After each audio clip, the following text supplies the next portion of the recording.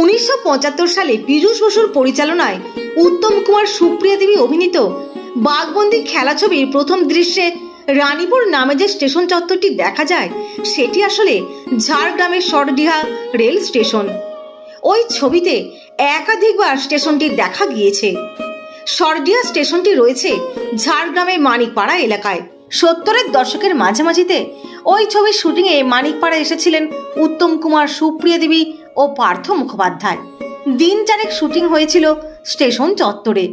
তখন শেডবিহীন জরাজীর্ণ foot overbridge আর নিচু প্ল্যাটফর্ম দেখে অবাক হয়েছিলেন স্বয়ং মহানায়ক। এলাকার প্রবীণরা জানান, শুটিংয়ের সময় সিঁড়ি দিয়ে পার্থ নামা রিহার্সাল দেওয়ার সময় উত্তম কুমার সতর্ক করে দিয়েছিলেন, বলেছিলেন, পার্থ সাবধানে নামিস।